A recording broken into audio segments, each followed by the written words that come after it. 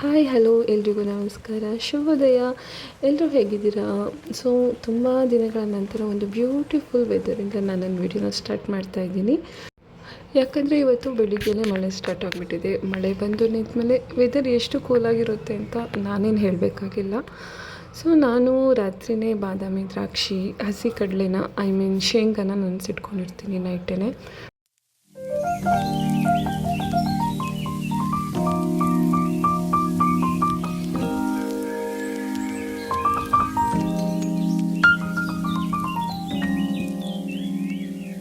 ನಂತರ ಒಂದು ಗ್ಲಾಸ್ಗೆ ಸೌತೆಕಾಯಿ ಸ್ಲೈಡ್ಸ್, ಪುದೀನ ಎಲೆಗಳು, ನೀರು ಹಾಕಿ ಮಿಕ್ಸ್ ಮಾಡಿ ಇಟ್ಕೊಂಡಿರ್ತೀನಿ. ಒಂದು ಗ್ಲಾಸ್ಗೆ ಲೆಮನ್ ಕೂಡ ಆ್ಯಡ್ ಮಾಡ್ಕೊಬೋದು, ಒಳ್ಳೆಯದೇ.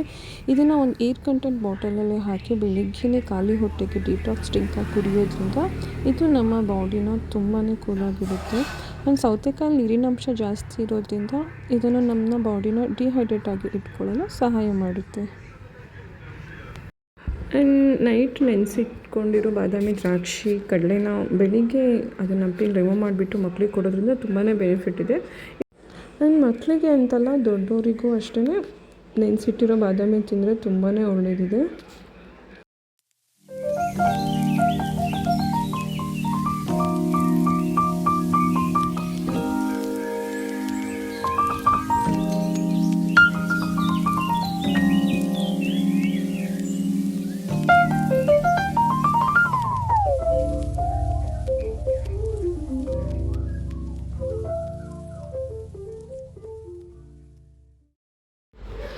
ನಂತರ ನಾನಿಲ್ಲಿ ಎಲ್ಲ ಸೀಡ್ಸ್ಗಳನ್ನು ಮಿಕ್ಸ್ ಮಾಡಿಬಿಟ್ಟು, ಅಂದರೆ flex seeds, sunflower seeds, chia seeds, water melon, pumpkin seeds ಎಲ್ಲ ಸೀಡ್ಸ್ನು ನಾನಿಲ್ಲಿ ಸಣ್ಣ ಫ್ಲೇಮಲ್ಲಿ ಹುರಿದಿಟ್ಕೋತಾ ಇದ್ದೀನಿ. ಇದನ್ನು ಡೈಲಿ ಅನ್ನೋಕ್ಕಿಂತ ವಾರದಲ್ಲಿ 2-3 ದಿನ ನಾನು ನನ್ನ ಮಗನಿಗೆ ಕೊಡ್ತೀನಿ. ಅವನಿಗೆ ತುಂಬ ಇಷ್ಟಪಟ್ಟು ತಿಂತಾನೆ.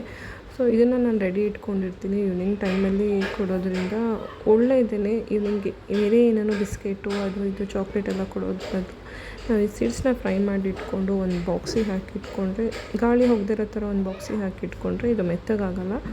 ಖಾಲಿ ಆದಾಗ ನಾವು ಹುರಿದಿಟ್ಕೋಬೋದು. ನಂತರ ನಾನಿಲ್ಲಿ ಮಖಾನನ ಫ್ರೈ ಮಾಡ್ತಾಯಿದ್ದೀನಿ. ಮಖಾನ ಫ್ರೈ ಮಾಡೋದಾದರೆ ನಾವಿಲ್ಲಿ ಕೊಬ್ಬರಿ ಎಣ್ಣೆ, ಉಪ್ಪು ಹಾಕಿ ನಾನು ಫ್ರೈ ಮಾಡ್ತಾಯಿದ್ದೀನಿ. ಬೇಕಾದರೆ ನಿಮಗೆ ಪೆಪ್ಪರು ಅಥವಾ ಸಾಲ್ಟು ಏನು ಬೇಕಾದ್ರೂ ಹಾಕ್ಕೋಬೋದು. ನಾನಿಲ್ಲಿ ಕೊಬ್ಬರಿ ಎಣ್ಣೆ ಮತ್ತು ಸಾಲ್ಟ್ ಹಾಕಿ ಫ್ರೈ ಮಾಡಿ ಇಟ್ಕೊತಾ ಇದ್ದೀನಿ. ಇದು ತುಂಬಾ ಇಷ್ಟ ಅವನಿಗೆ. ಅಮ್ಮ ಮಖಾನ ಅಂತ ಕೇಳಿ ಇಷ್ಟಪಟ್ಟು ತಿಂತಾನೆ.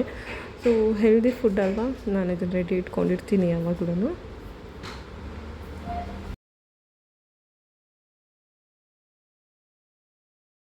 ಸೊ ಇವತ್ತು ತರಕಾರಿ ಹಾಗೂ ಕಾಳನ್ನು ಹಾಕಿಬಿಟ್ಟು ನಾನು ಸಾಗು ಮಾಡಿದ್ದೆ. ಆ್ಯಂಡ್ ಅದಕ್ಕೆ ಮೊಸರು, ಚಪಾತಿ, ಖಾರ ಏನೂ ತಿನ್ನಲ್ಲ, ಹಾಗಾಗಿ ಇವನಿಗೆ ಸಪ್ರೇಟ್ ಎತ್ತಿಟ್ಕೊಂಡು ನಾನು ತಿನ್ನಿಸ್ತೀನಿ.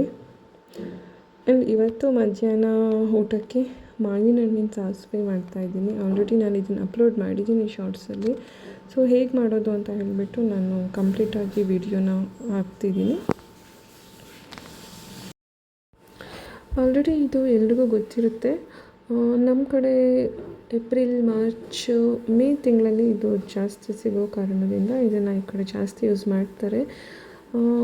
ತುಂಬ ಸ್ವೀಟಾಗಿರುತ್ತೆ. ಜಾಸ್ತಿ ಇದನ್ನು ಮಾವಿನ ಹಣ್ಣಿನ ಸಾಸಿವೆ ಮಾಡ್ತಾರೆ. ಮತ್ತು ಉಪ್ಪು ಖಾರ ಹಾಕಿ ಕುದಿಸಿಟ್ಕೋಬೋದು. ಸ್ವೀಟ್ ಗಸಗಸೆ ಹಾಕಿ ಸ್ವೀಟು ಮಾಡಿಟ್ಕೋಬೋದು. ತಿಂಡಿಗಿದು ನೀರು ದೋಸೆಗೆಲ್ಲ ತುಂಬ ಚೆನ್ನಾಗಿರುತ್ತೆ. ನಾವು ಮನೇಲಿ ಈ ರೀತಿ ಯೂಸ್ ಮಾಡ್ತೀವಿ. ಸೊ ಇವತ್ತು ನಾನೀಗ ಸಾಸಿವೆ ಮಾಡ್ತಾಯಿದ್ದೀನಿ. ಮೊದಲು ಎಲ್ಲ ಮಾವಿನ ಹಣ್ಣು ಚೆನ್ನಾಗಿ ತೊಳ್ಕೊಳ್ಬೇಕು, ಮಣ್ಣಾಗಿರುತ್ತೆ ಹಾಗಾಗಿ. ನಂತರ ಇದನ್ನು ತೊಟ್ಟನ್ನು ತೆಗೆದ್ಬಿಟ್ಟು ಮತ್ತೆ ನೀರಿಗೆ ಹಾಕಿಟ್ಕೋತೀನಿ. ನಂತರ ಚೆನ್ನಾಗಿ ವಾಶ್ ಮಾಡಿಬಿಟ್ಟು ಇದನ್ನು ಸಿಪ್ಪೆ ತೆಗೆದು ರಿಮೂವ್ ಮಾಡ್ಕೋತಾ ಇದ್ದೀನಿ. ಸಿಪ್ಪೆನೆಲ್ಲ ತೆಗೆಯುವಾಗ ಸ್ವಲ್ಪ ನೋಡ್ಕೊಂಡು ತೆಗಿಬೇಕು. ಯಾಕಂದರೆ ಇದು ಮೇಲಿಂದ ಬಿದ್ದಿರೋ ಹಣ್ಣಾಗಿರೋದ್ರಿಂದ ಇದರಲ್ಲಿ ಸಣ್ಣ ಸಣ್ಣ ಹುಳುಗಳಿರುತ್ತೆ. ಇದನ್ನು ನಾವು ಕ್ಲೀನಾಗಿ ನೋಡಿಕೊಂಡು ಮಾಡ್ಕೊಳ್ಳೋದು ಒಳ್ಳೆಯದು. ತುಂಬ ಚಿಕ್ಕ ಚಿಕ್ಕ ಹುಳುಗಳು ಬಿದ್ದಿದ್ದರಿಂದ ಅದು ಕಪ್ಪಾಗಿರುತ್ತೆ. ಸೊ ಆ ಜಾಗದಲ್ಲಿ ಹುಳುಗಳಿರುತ್ತೆ ನೋಡಿ. ಸೊ ಅಲ್ಲಿ ಹುಳ ಇರೋದ್ರಿಂದ ನಾವು ಅದನ್ನು ಯೂಸ್ ಮಾಡ್ತಿರೋದು ಒಳ್ಳೆಯದು. ಸಿಪ್ಪೆ ತೆಗೆಯುವಾಗ ಇದು ಹುಳಿನೂ ಇರುತ್ತೆ, ಸಿಹಿನೂ ಇರುತ್ತೆ ಹಣ್ಣು. ನಾವು ಇದಕ್ಕೆ ಬೆಲ್ಲ ಆ್ಯಡ್ ಮಾಡೋದ್ರಿಂದ ಇದು ಗೊತ್ತಾಗೋಲ್ಲ ನೋಡಿ. ಈ ರೀತಿ ನಾನು ಬಿಡಿಸಿಟ್ಕೊಂಡಿದ್ದೀನಿ ಎಲ್ಲ ಹಣ್ಣನ್ನು. ನಂತರ ಒಂದು ಮಿಕ್ಸಿ ಜಾರಿಗೆ ಒಂದು ಸ್ವಲ್ಪ ಕಾಯಿ ತುರಿ, ಸ್ವಲ್ಪ ಅನ್ನೋಕ್ಕಿಂತ ನಾವೆಷ್ಟು ಹಣ್ಣು ತೊಗೊಂಡಿರ್ತೀವಿ ಅದ್ರ ಮೇಲೆ ಡಿಪೆಂಡ್ ಆಗುತ್ತೆ. ಕಾಯಿ ತುರಿನ ತೊಗೋಬೇಕು. ಅದಕ್ಕೆ ಜೀರಿಗೆ ಮೆಣಸು ಹಾಕೋದು ಬೆಟರ್, ನಮಗೆ ಸಿಗುತ್ತೆ, ನಾವು ಹಾಕ್ಕೋತೀವಿ. ಸ್ವಲ್ಪ ಉಪ್ಪು, ಖಾರ ಬೇಕಾದ್ರೆ ನೀವು ಜೀರಿಗೆ ಮೆಣಸು ಹಾಕಿ, ಇಲ್ಲದೇ ಇದ್ದರೆ ಒಂದು ಹಸಿಮೆಣಸು ಹಾಕ್ಕೋಬೋದು. ತುಂಬ ಖಾರ ಬೇಡ, ಒಂದು ಸ್ವಲ್ಪ ಮೀಡಿಯಮ್ ಖಾರ ಇದ್ದರೆ ಓಕೆ. ಇದನ್ನು ಪೇಸ್ಟ್ ಮಾಡಿ ಇಟ್ಕೊಳ್ಳೋಣ. ನಂತರ ಹೀಗೆ ರುಬ್ಬಿಟ್ಕೊಂಡಿರೋ ಮಿಶ್ರಣಕ್ಕೆ ಸ್ವಲ್ಪ ತುರಿದಿಟ್ಕೊಂಡಿರೋ ಬೆಲ್ಲನ ಆ್ಯಡ್ ಮಾಡ್ತಾಯಿದ್ದೀನಿ. ಬೆಲ್ಲ ಆ್ಯಡ್ ಮಾಡೋದ್ರಿಂದ ನಮಗೆ ಮಾವಿನ ಹಣ್ಣಲ್ಲಿರೋ ಹುಳಿ ಅಂಶ ಹೋಗುತ್ತೆ. ಈ ರೀತಿ ಬೆಲ್ಲನ ಹಾಕಿಟ್ಕೊಂಡು ಒಂದು ರೌಂಡ್ ತಿರ್ಸ್ಕೊಂಡ್ರೆ ಸಾಕಾಗುತ್ತೆ.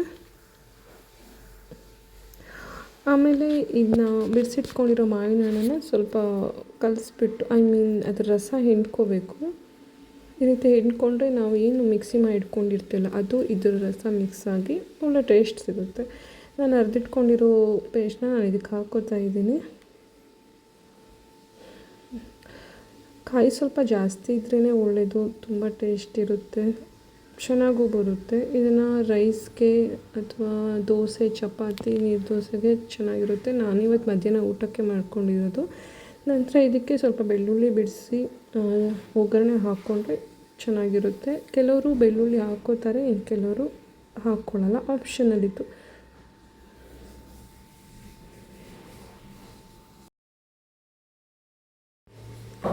ನಾವು ಈ ಬೆಳ್ಳುಳ್ಳಿ ಒಗ್ಗರಣೆ ಹಾಕಿದಾಗಲೇ ಮನೆ ತುಂಬ ಒಳ್ಳೆ ಘಮ ಘಮ ಅಂತ ಪರಿಮಳ ಬರ್ತಾ ಇರುತ್ತೆ. ನೋಡಿ, ನೋಡೋಕ್ಕೆ ಎಷ್ಟು ಚೆನ್ನಾಗಿದೆ ಅಲ್ವಾ. ಇನ್ನು ಟೇಸ್ಟು ತುಂಬಾ ರುಚಿಯಾಗಿರುತ್ತೆ. ಎಲ್ಲ ಕಡೆ ಸಿಗೋಲ್ಲ, ಪೇಟೆ ಕಡೆ ಸಿಗೋ ಸ್ವಲ್ಪ ರೇರು, ಬಟ್ ಸಿಗುತ್ತೆ. ಸಿಕ್ಕಾಗ ಮಿಸ್ ಮಾಡದೆ ಈ ರೀತಿ ಟ್ರೈ ಮಾಡಿ ನೋಡಿ. ನಿಮ್ಗೆ ರೈಸಿಗೆ ಅಂತಲ್ಲ, ಎಲ್ಲ ತಿಂಡಿಗೂ ಬರುತ್ತೆ, ಮಾಡ್ಕೋಬೋದು. ಚಪಾತಿಗೆ, ದೋಸೆಗಂತೂ ತುಂಬ ಚೆನ್ನಾಗಿರುತ್ತೆ. ಸಖತ್ ಟೇಸ್ಟಿಯಾದ ಮಾವಿನ ಹಣ್ಣಿನ ಸಾಸಿವೆ ರೆಡಿ. ಮಳೆ ಚೆನ್ನಾಗಾಗಿರೋದ್ರಿಂದ ನಮ್ಮ ಗಿಡಗಳಿಗೆಲ್ಲ ತುಂಬಾ ಖುಷಿಯಾಗಿದೆ. ಮಳೆ ಎಲೆ ಮೇಲೆಲ್ಲ ನೀರು ನೋಡಿ ಎಷ್ಟು ಚೆನ್ನಾಗಿ ಕಾಣ್ತಾ ಇದೆ. ಸೊ ಇವತ್ತಿನ ವಿಡಿಯೋನ ಎಂಡ್ ಮಾಡ್ತಾ ಇದ್ದೀನಿ. ಏನಾದರೂ ಮಿಸ್ಟೇಕ್ಸ್ ಇದ್ದರೆ, ಏನಾದರೂ ಸರಿ ಮಾಡ್ಕೋಬೇಕಂತಿದ್ರೆ ದಯವಿಟ್ಟು ನನ್ನ ಕಮೆಂಟ್ ಮೂಲಕ ತಿಳಿಸಿ. Thank you so much all. ಹಾಗೆಯೇ ಈ ನನ್ನ ಚಾನಲ್ ನಿಮ್ಗೆ ಇಷ್ಟವಾಗಿದೆ ಅಂದ್ಕೋತೀನಿ. ಇಷ್ಟವಾಗಿದ್ದರೆ ಸಬ್ಸ್ಕ್ರೈಬ್ ಮಾಡಿಕೊಡಿ, ಸಪೋರ್ಟ್ ಮಾಡಿ. ಧನ್ಯವಾದಗಳು.